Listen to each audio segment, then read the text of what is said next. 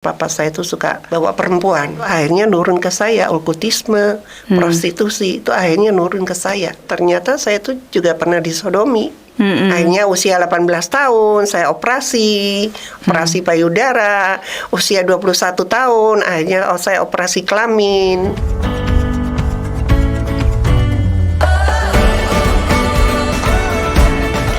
Shalom, kembali lagi di podcast GMCC.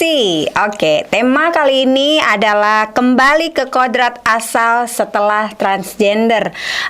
Atau kita balik kalau ada seseorang yang pernah melakukan transgender atau merubah wujud kelamin atau kondisi dari jenis kelaminnya, lalu sekarang beliau kembali kepada kodrat asal di mana Tuhan menciptakan dan membentuk beliau. Oke, narasumber kita kali ini adalah Koko. Siapa namanya? Jonathan. Jonathan apa yo? Jonathan Tan. Jonathan Tan. Iya.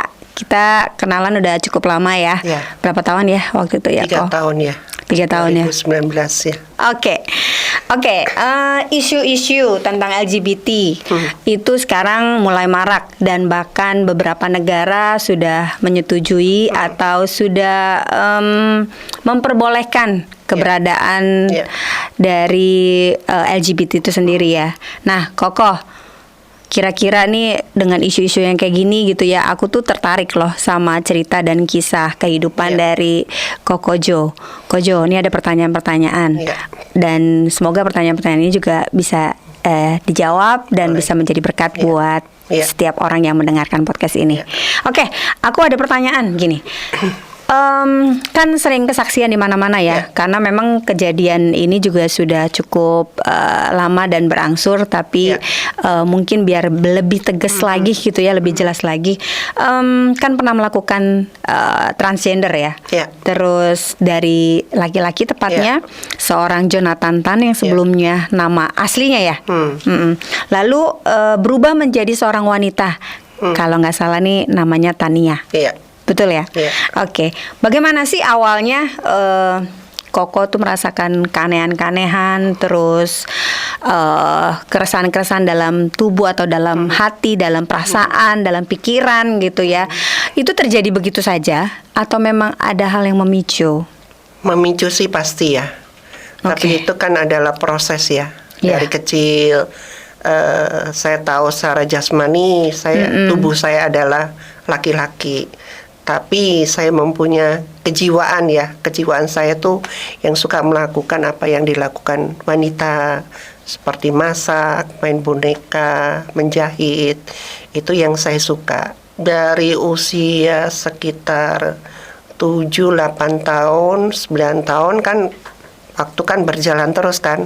Dan makin hari kita itu makin mengerti tentang diri kita. Dulu waktu kecil mungkin kita tidak menyadarin kan, ya kan.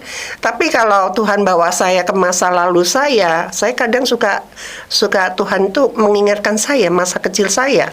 Gitu. Ternyata waktu saya kecil, kakak saya tuh, saya dari 11 bersaudara. Saya adalah anak paling kecil. 11 bersaudara. Dari 6 laki-laki, 5 perempuan.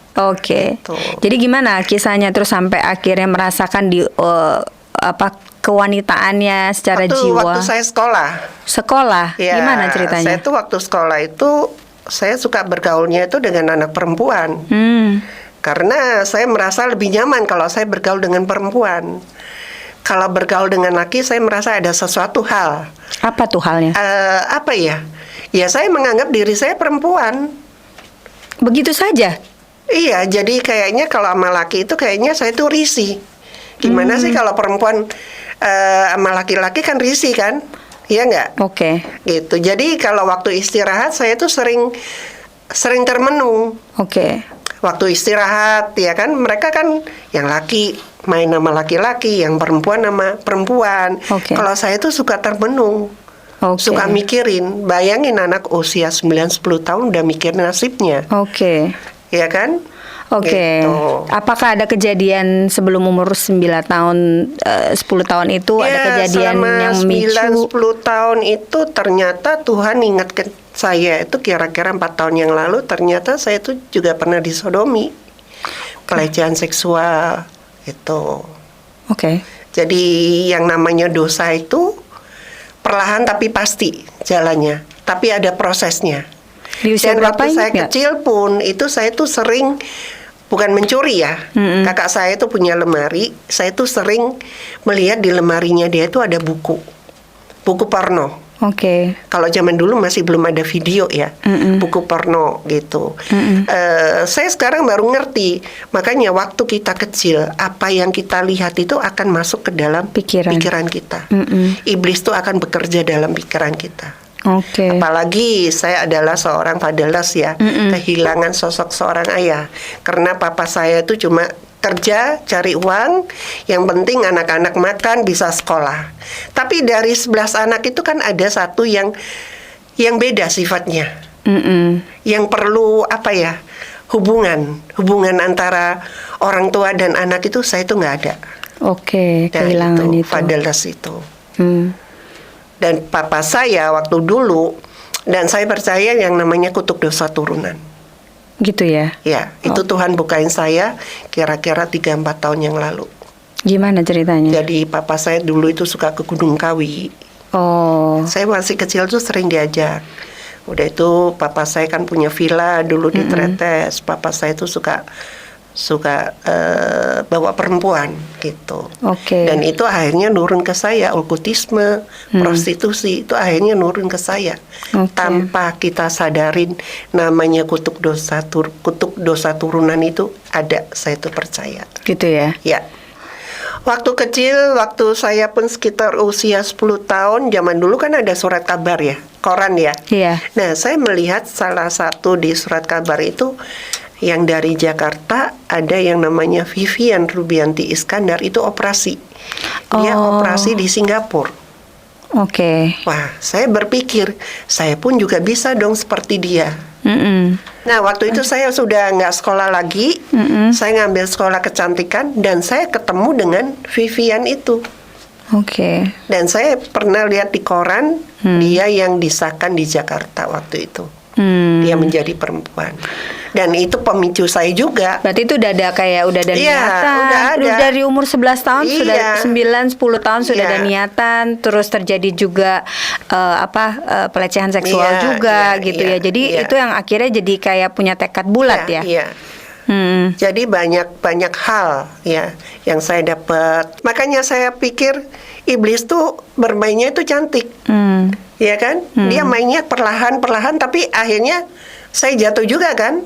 Akhirnya usia 18 tahun saya operasi payudara. Usia 21 tahun akhirnya saya operasi kelamin. Ya karena usia 21 tahun kenapa? Karena dokter tidak mengizinkan saya kalau saya operasinya sebelum usia 21 tahun.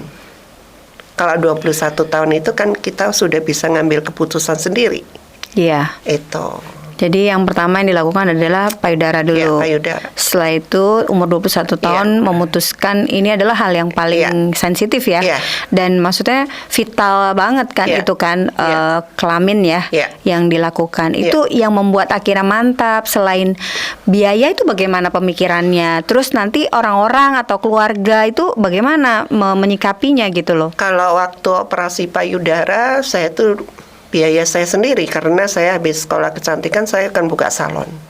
Wih, udah punya usaha sendiri Ya. berarti umur 18 tahun ya? Tambah jadi. Tambah keren gitu ya, Iya, kayaknya karena punya udah duit. punya uang, udah Oke. nggak perlu minta uang lagi. Oke. Jadi yang saya beli semuanya itu pakaian perempuan, tas perempuan. Wah, oke. Gitu. Gitu ya. Jadi itu tambah mantep ya, Tambah maksudnya mantep. duit banyak, duit Iya. bisa dicari lah ya, Iya. sudah dapet. Iya.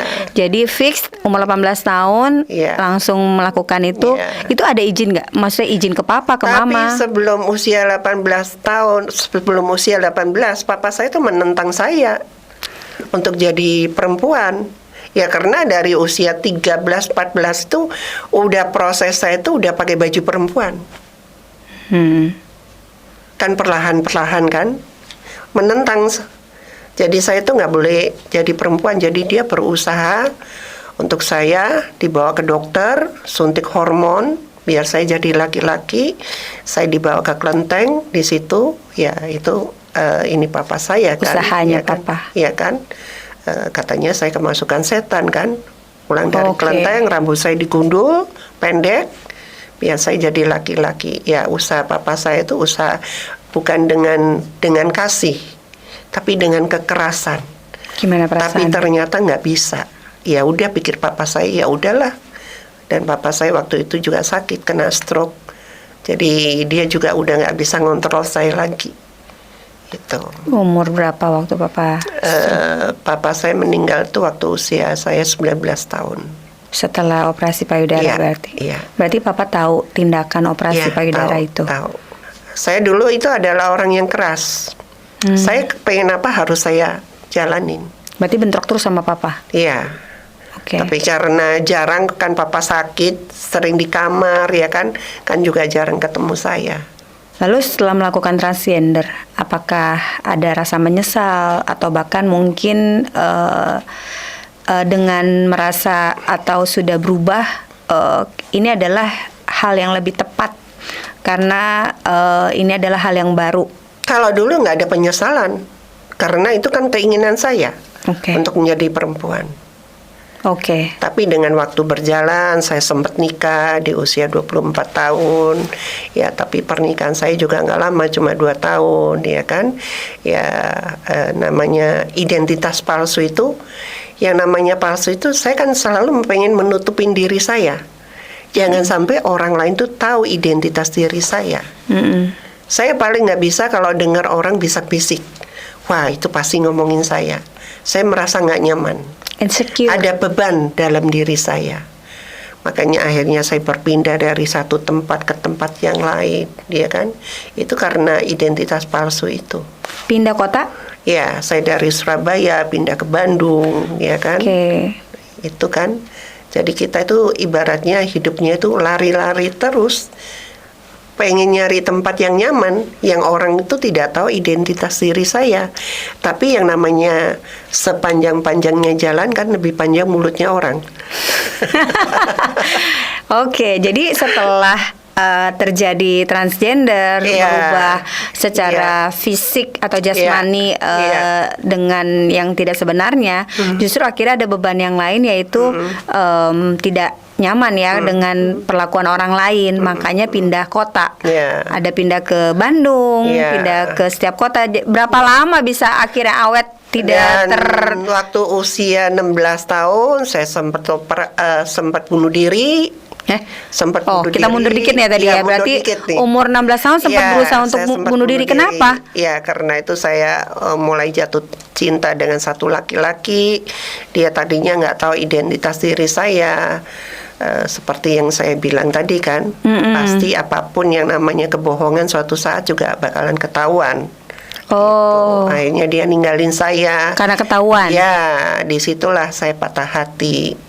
Akhirnya saya pikir ya udah, mendingan mati aja. Gitu. Apa yang dilakukan waktu itu? Saya waktu itu minum bedak Doris. Karena Baygon belum terkenal.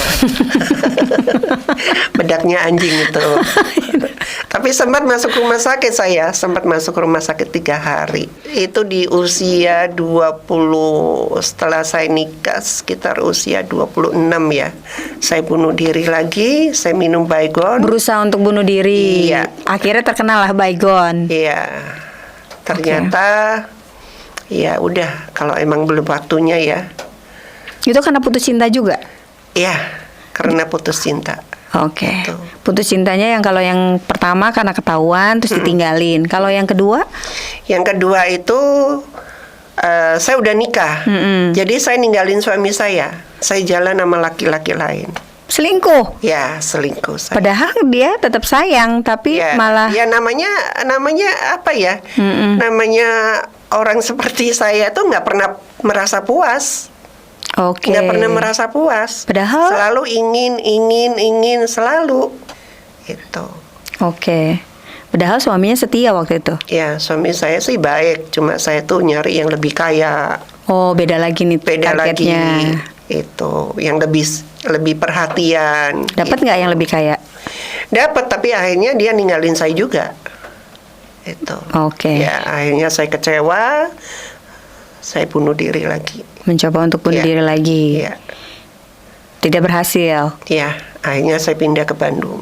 Tuhan masih tetap sayang. Ya. Pindah ke Bandung. Apa yang terjadi di Bandung? Di Bandung saya kerja. Apa yang Di dilakukan? salah satu salon saya kerja di situ. Ya karena apa? Bagi saya Surabaya itu banyak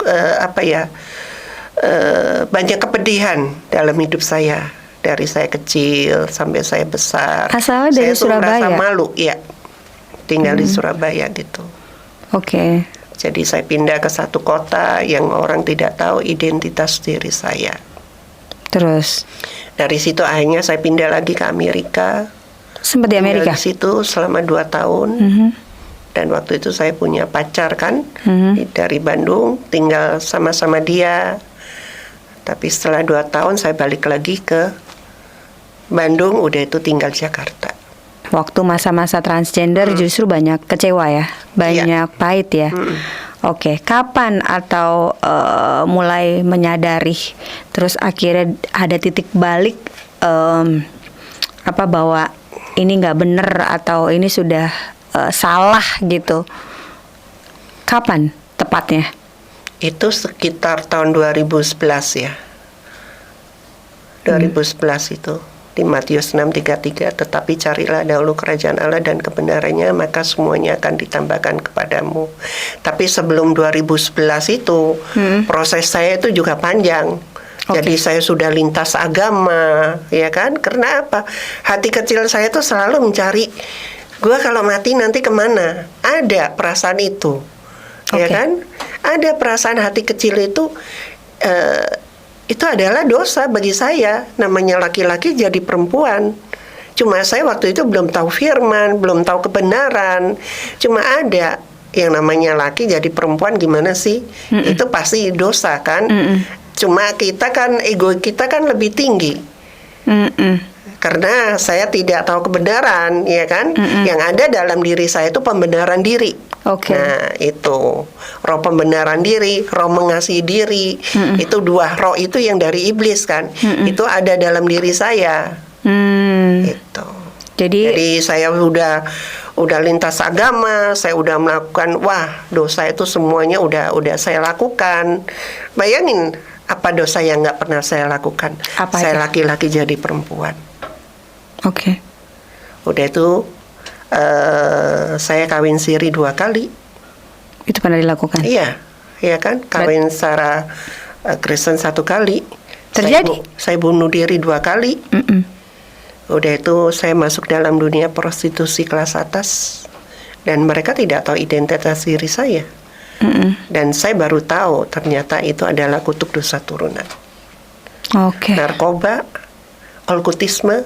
Saya percaya sama yang namanya ramalan, lihat kartu, ya kan, kedukun. Nah, itu saya lakukan semuanya. Jadi udah semuanya udah komplit. Udah paket komplit ya? Semuanya paket komplit. Gitu. Tapi Tuhan sayang ya? Iya, Tuhan sayang saya. Gimana ceritanya itu? Ya, itu di awal 2010 saya berpacaran dengan satu laki-laki. Saya pikir dia itu anak Tuhan, bisa mengerti, bisa mengasihi saya.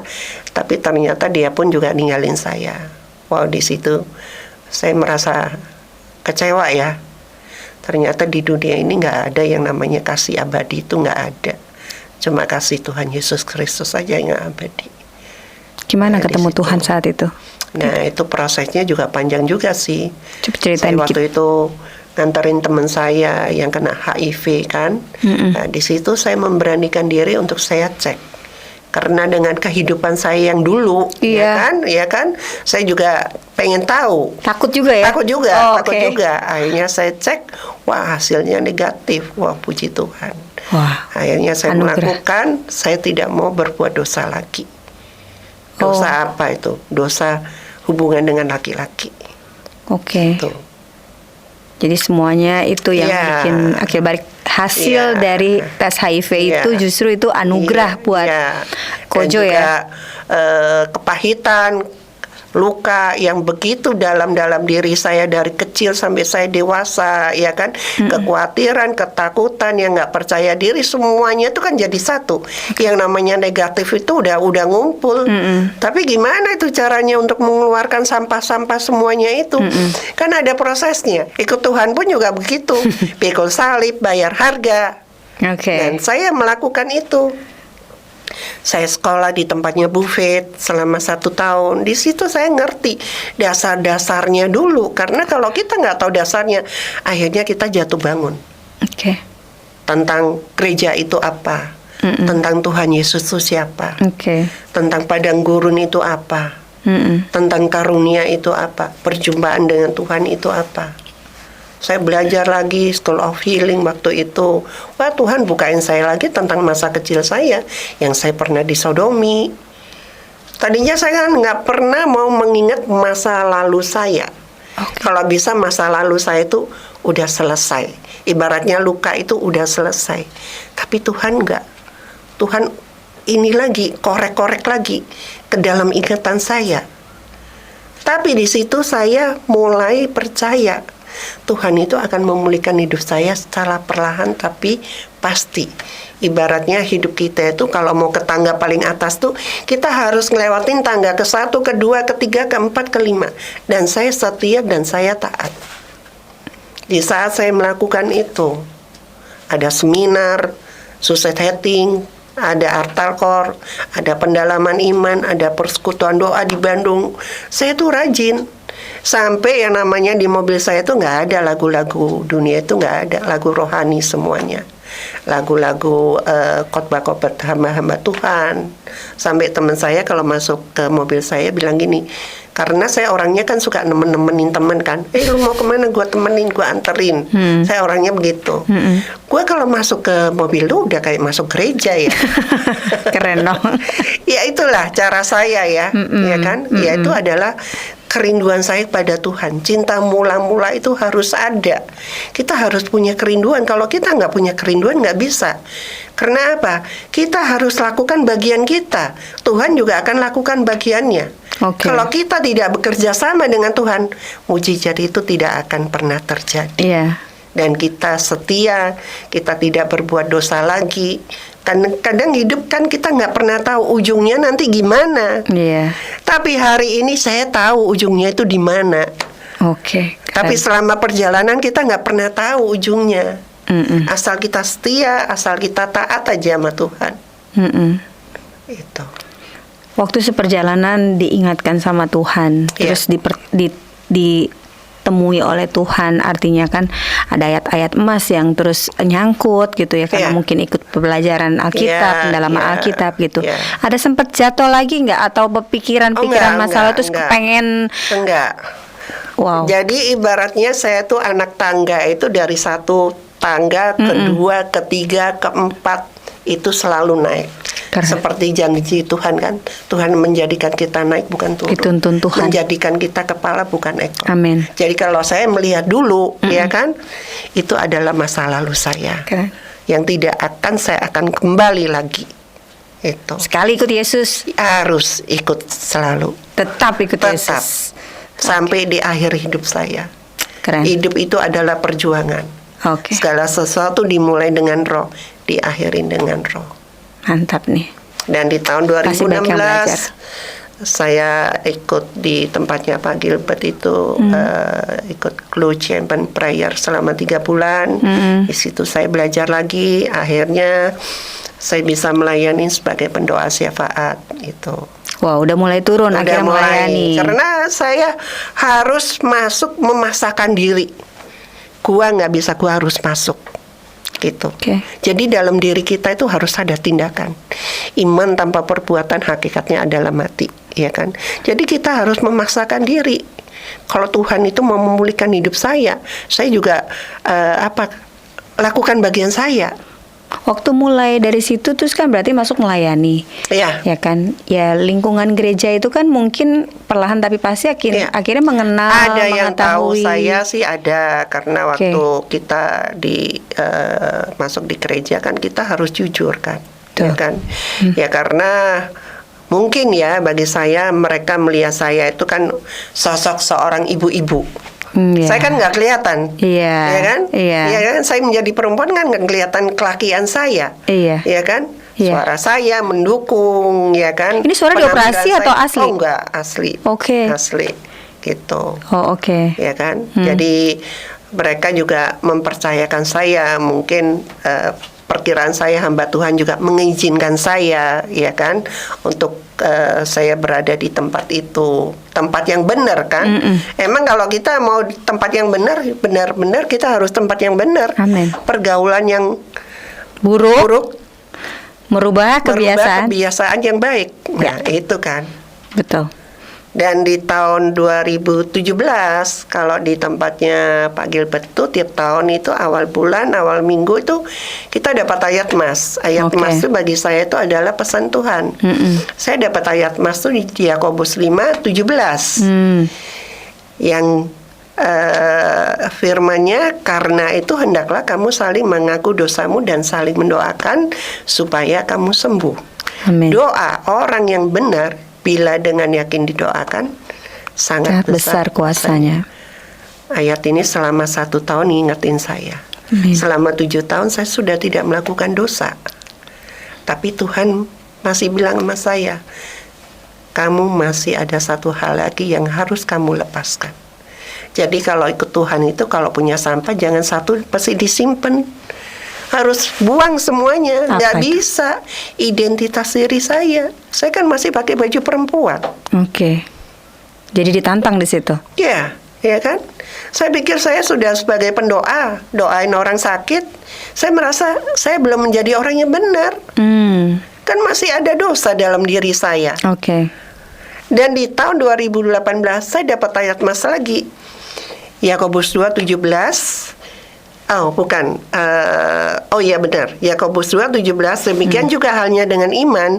Jika iman itu tidak disertai perbuatan, maka iman itu pada hakikatnya adalah mati. Oke. Dan di awal Januari 2018 saya ketemu dengan satu hamba Tuhan yang sekarang menjadi mentor saya dan menjadi bapak rohani saya, itu adalah Pak Timothy Parengkuan. Dan sampai saat ini pun dia adalah mentor saya. Oke. Waktu itu saya datang ke ibadahnya dia, berbicara tentang DNA of God. Saya pikir DNA nih sesuai nih dengan diri saya kan. Saya datang ke tempat dia, besok pagi-paginya saya telepon dia, saya cerita semua tentang diri saya. Di situ dia doain saya. Dia bilang Tuhan akan pakai hidup kamu. Amin. Ganti pakaian kamu sekarang. Sekarang. Potong rambut kamu sekarang. Nanti 2 minggu lagi ketemu saya. Oke. Tutup telepon, saya langsung gunting rambut saya. Langsung hari itu. Ya, langsung. Beli baju. Baju masih belum punya. Oke. Gitu. Saya udah pakai baju laki-laki di situ. Saya foto sendiri. Hari Minggunya saya bisa ketemu dengan Pak Gilbert di situ, ya kan? Oke. Dia doain saya dan dia ngasih pesan-pesan buat saya. Jonathan, kamu untuk melewatin hal ini tidak gampang, ya kan? Tadinya ada orang yang dekat sama kamu, tiba-tiba dia menjauh. Itu udah saya alamin sih sekarang ini, gitu. Kamu tidak akan pernah kawin, tidak punya anak, ya kan? Tapi kamu bisa punya anak rohani. Amin. Itu. Dan kalau Tuhan berkenan suatu saat kamu juga akan punya ministry sendiri. Amin. Ministry bagi mereka LGBT. Ya. Karena hamba-hamba Tuhan Untuk menolong cuma mereka, bisa ya. mendoain aja. Tapi kalau saya tahu jiwa-jiwa mereka, Wow, keren. ya kan? Nah, itu juga impian saya, kerinduan saya. Oke. Karena saya percaya Tuhan bisa memulihkan saya. Tuhan juga bisa memulihkan mereka. Amin. Yes. Apalagi saya yang sudah transgender. Kalau mereka mungkin belum, ya kan? Yang lesbian mungkin belum berganti kali, ya kan? Yang gay mungkin juga belum operasi. Iya, setuju. Ya kan? Kalau Iya. orang bilang, lu udah kasep, lu mau ngapain? Lu udah tua, bentar lagi juga mati. Lu udah pelayanan, ya kan?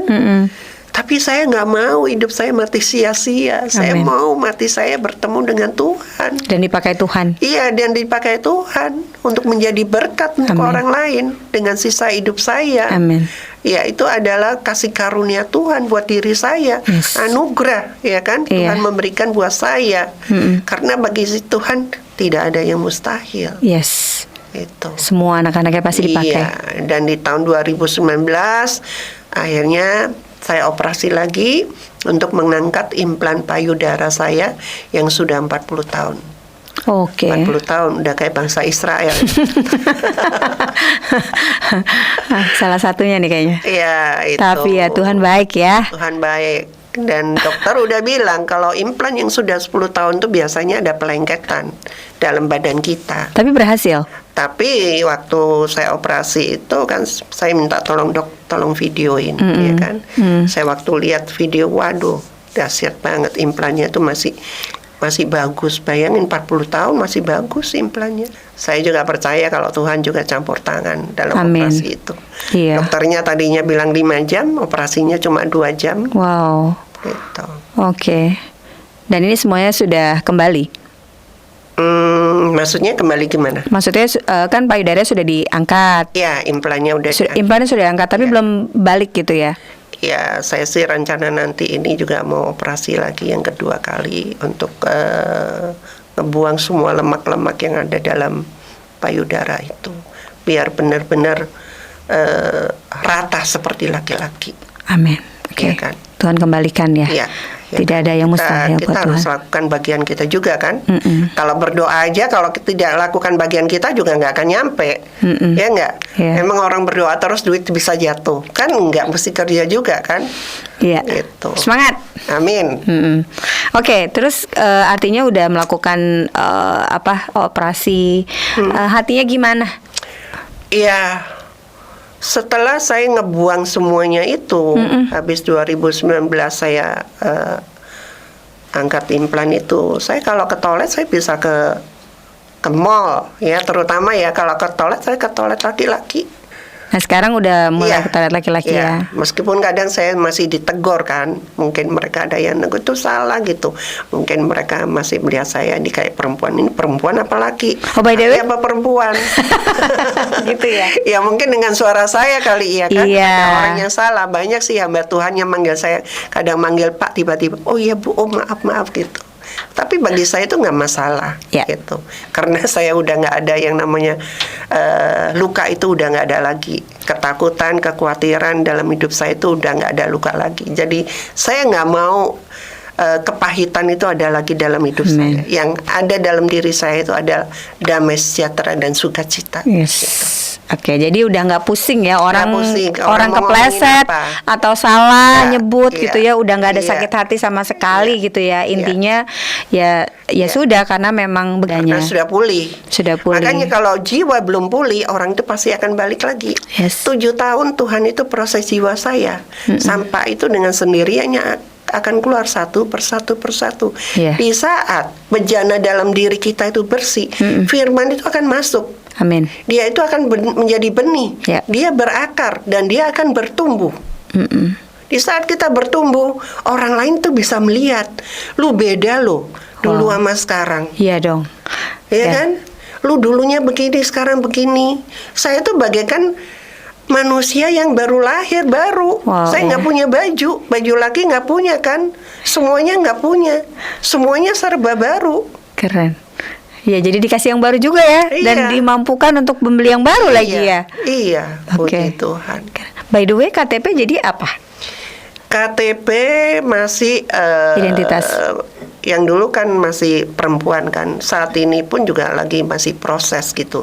Harus. Karena nggak gampang untuk mengganti identitas, itu perlu proses yang panjang juga. Tapi saya percaya suatu saat KTP saya pun juga akan berubah. Oke. Ya, kita doakan. Ada pasti proses, bisa. ya kan?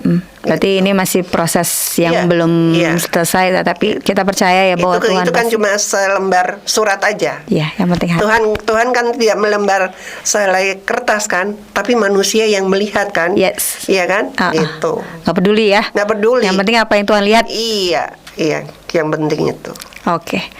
Nah, jadi dengan dorongan untuk kembali ke kodrat semula, kembali terus ada mungkin isu-isu sekarang ini kan banyak banget bahkan di seluruh dunia ya mengakui tentang atau apa ya menyetujui keberadaan mereka gitu ya. Gimana maksudnya perasaan ada kan tadi bilang tuh saya kalau bisa mau melayani mereka gitu kan, tapi dengan semakin naiknya tingkat LGBT gitu ya. Apa kerinduannya? Ya itu mah dunia ya, kita nggak bisa menutup mulut orang ya. Itu hak asasi kan. Betul. Bagi mereka yang tidak mengenal Tuhan, ya kan. Sama dengan hidup saya dulu kan, tidak mengenal Tuhan, apapun saya lakukan kan. Tapi di saat saya mengenal Tuhan, ya kan, saya tahu kebenaran. Kebenaran itu yang akan memerdekakan hidup kita, ya kan. Jadi itu bagi saya itu pilihan ya, hidup itu pilihan, apalagi kalau bukan orang-orang Kristen, ya kan, ya kan. Tapi yang orang Kristen aja kadang juga masih melakukan hal yang tidak benar kan, ya kan. Betul. Nah itu bagi saya itu ya mereka itu hidup itu sebenarnya pilihan dan apa ya, saya merasa bersyukur kalau Tuhan itu milih saya, Tuhan bisa memulihkan hidup saya. Itu berkat yang tidak ada, berkat yang tidak terkira dalam hidup saya. Tuhan itu bisa memulihkan hidup saya. Amin. Karena apa? Bagi saya LGBT itu adalah orang yang gampang tersinggung, orang yang keras kepala. Banyak sekarang ini yang konseling sama saya itu banyak sekali yang terlibat banyak mereka yang lesbian, mereka yang banyak banget dipakai Tuhan. Tapi rata-rata mereka itu setengah jalan. Maksudnya setengah jalan? Ya mereka tidak mau benar-benar mencari Tuhan. Nggak bisa. Gua mau bertobat langsung bertobat jadi. Nggak bisa, kan ada proses. Ya kan? Iblis merasa hidup kamu itu berpuluh-puluh tahun. Untuk jiwa kamu tuh rusak.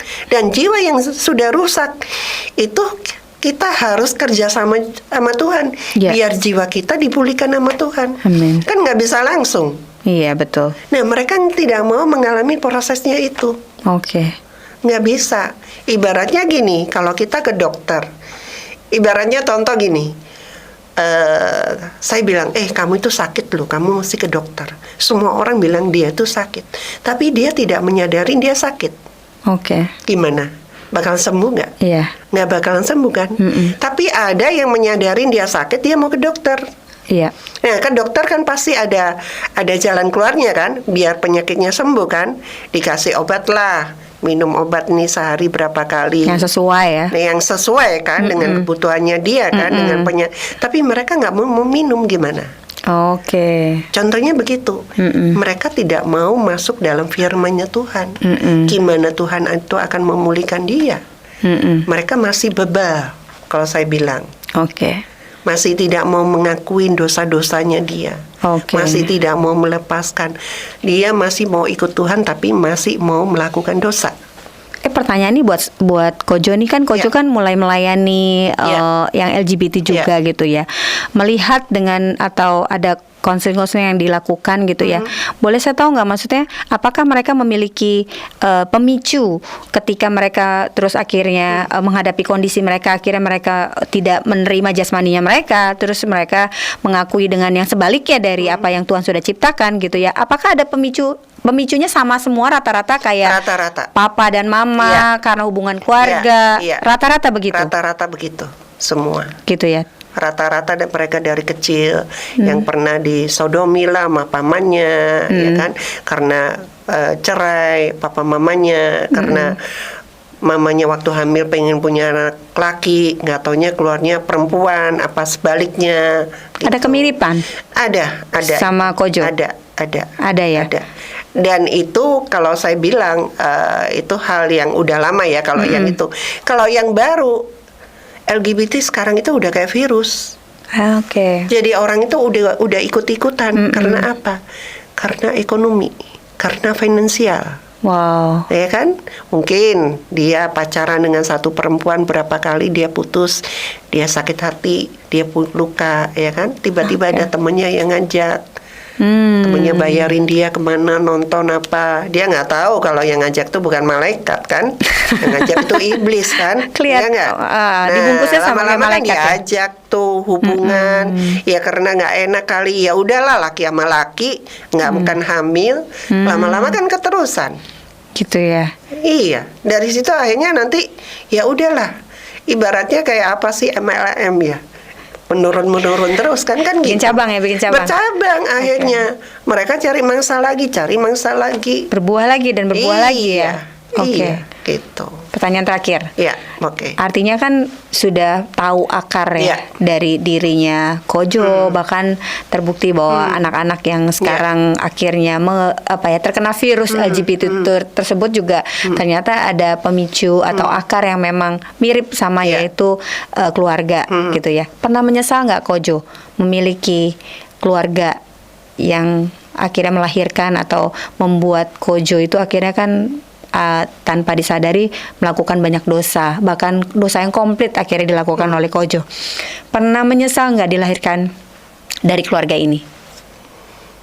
Itu adalah perjalanan hidup ya. Iya. Kita nggak bisa menyesalin. Oke. Cuma yang saya sesalin, papa, mama saya tidak bisa melihat saya saat ini.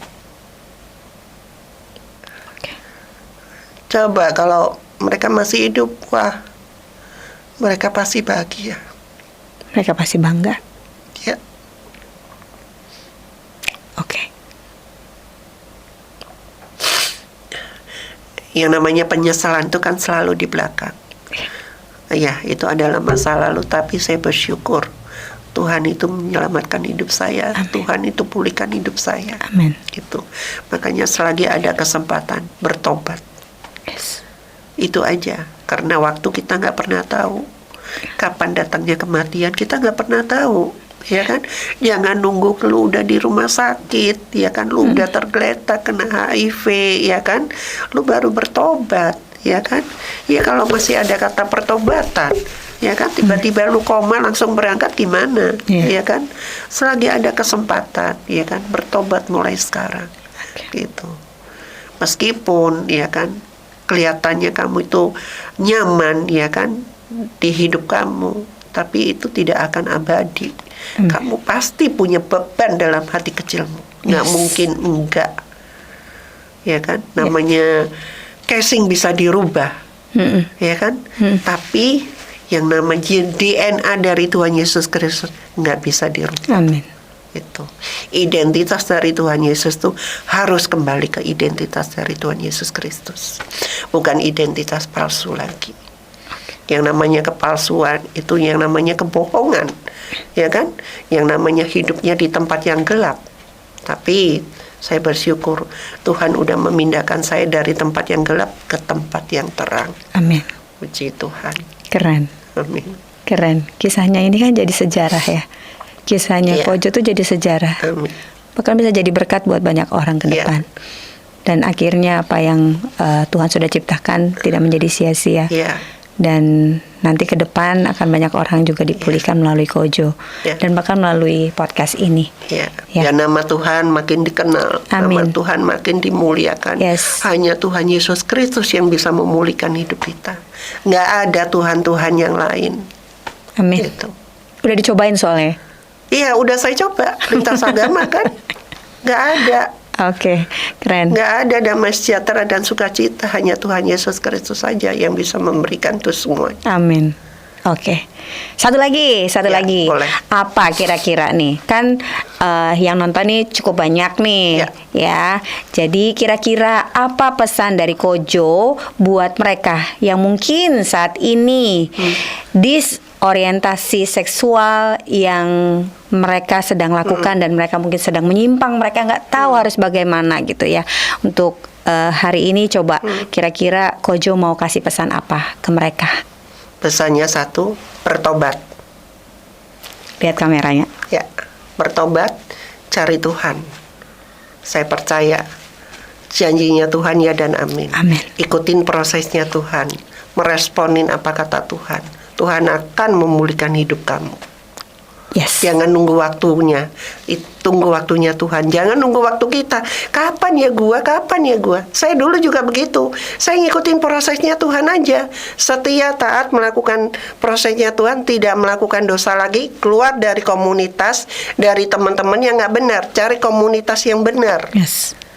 Ya, komunitas yang benar, ya bergaul dengan teman-teman yang seiman, yang benar, ya kan, cari gereja yang benar, yang bisa mendukung kamu, yang bikin roh kamu itu makin naik. Amen. Ya kan. Saya percaya kok di saat dosa-dosa itu sudah tidak ada dalam diri kamu, firman itu akan masuk. Yes. Dia akan menjadi benih, dia akan berakar, dia akan bertumbuh. Amin. Dan dia akan berbuah. Dan buahnya itu akan menjadi berkat untuk orang lain. Amin. Dan demikian juga dengan hidup saya. Saya sudah menjadi berkat, tapi saya harus mencari berkat juga untuk orang lain, biar orang lain itu pun juga menjadi berkat. Amin. Harus itu. Nggak bisa cuma saya. Karena kalau Tuhan udah mulihkan saya percaya yang lain-lain pun juga Tuhan akan pulihkan. Oke. Bukan saya aja. Yes. Gitu. Keren. Amin. Thank you buat pesannya. Oke, itu dia para pemirsa atau pendengar dari podcast GMCC. Itu berkat yang bisa kita sharingkan, atau Kojo Natantan yang sudah bagikan bagaimana kisahnya dan pesan-pesannya juga, semoga bisa menjadi berkat buat para pemirsa. Terus ada di podcast GMCC, dan jangan pernah terlewatkan setiap sesi, setiap judul dan tema yang keren-keren di sini dan bisa menjadi berkat buat Anda semuanya. Tuhan Yesus memberkati. Ada satu ayat lagi. Okay. Sorry. Di Yohanes 14 ayat 6 kata Yesus padanya, "Akulah jalan dan kebenaran dan hidup. Tidak ada seorang pun yang datang kepada Bapa kalau tidak melalui aku." Wow. Ayat ini benar-benar dahsyat. Amin. Ya kan? Jalan itu hanya ada di dalam Tuhan Yesus Kristus. Jadi tidak ada jalan-jalan yang lain. Jadi cari Tuhan Yesus Kristus. Dia akan memulihkan hidup kamu. Di Yohanes 8:32, dan kamu dan saya dan kalian semua akan mengetahui kebenaran, dan kebenaran itu akan memerdekakan hidup kamu. Amin. Amin. Tuhan Yesus memberkati. Sampai jumpa di tema yang berikutnya. God bless you. Shalom.